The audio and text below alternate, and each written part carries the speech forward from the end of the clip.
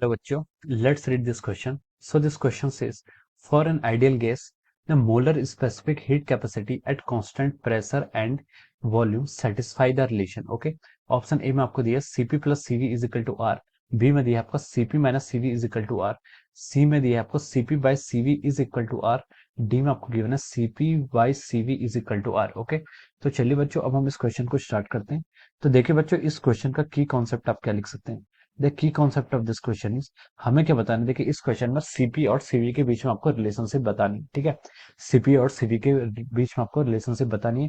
तो देखिए इसको हम क्या कर सकते हैं, मेयर्स फॉर्मूला बोलते हैं. ठीक है, सीपी और सीवी की जो रिलेशनशिप मिलती है हमें, इस इक्वेशंस को क्या बोलते हैं, हम मेयर्स फॉर्मूला बोलते हैं. अब देखिए मेयर्स फॉर्मूला क्या कहता है, किसी भी आइडियल गैसेस के लिए अगर हम क्या करते हैं, सीपी सीवी के आपकी सीपी के आपकी सीपी होती है आपकी कांस्टेंट. ठीक है, specific heat capacity at constant pressure. ठीक है, ये कि आपकी specific heat capacity at constant pressure. ठीक है, इसको यहाँ पर लिख लेते हैं, दिस इज स्पेसिफिक हीट. ठीक है, ये कि आपकी स्पेसिफिक हीट कैपेसिटी. ठीक है, स्पेसिफिक हीट और स्पेसिफिक हीट कैपेसिटी अलग अलग होती है. ठीक है, ये आपका क्या है, एट कांस्टेंट प्रेशर. ठीक है, यहाँ पर आपका प्रेशर को क्या कर लिया आपने, कांस्टेंट कर लिया. ठीक है, ये आपका क्या होगा, specific heat capacity at constant pressure.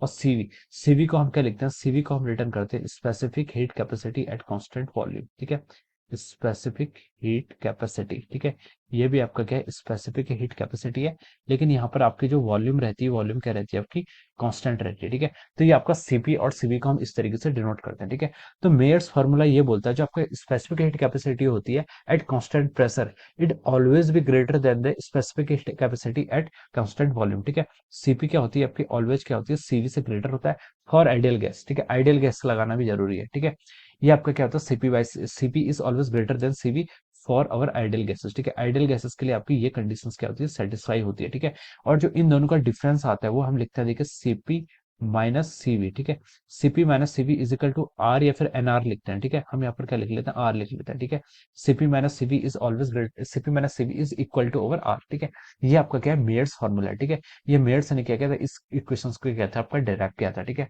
तो चलिए अब हम देखें यहाँ पर ऑप्शंस की तरफ, चूज ऑप्शन की तरफ बढ़ते हैं. ऑप्शन में इसने क्या बोला है कि CP plus CV is equal to R. ठीक है, ये ऑप्शन क्या आपका रॉन्ग हो जाएगा. ठीक है, ये ऑप्शन क्या हो जाएगा आपका, रॉन्ग हो जाएगा.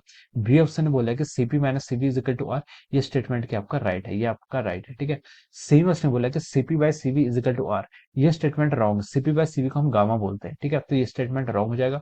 डी में आपको लिखा है क्या, CV by CP is equal to R, तो ये this statement is also wrong. ठीक है, तो यहाँ से जो आपका राइट आंसर आ रहा है, हम लिख सकते हैं कि देखिए जो आपका ऑप्शन बी है वो क्या आपका करेक्ट है. ठीक है, we can write down that option B is the correct answer of this question. ठीक है, इसके करस्पॉन्डिंग आपका ऑप्शन बी क्या आ रहा है, करेक्ट आंसर आ रहा है. Okay, so I hope you all understood this concept. All the best and thank you so much.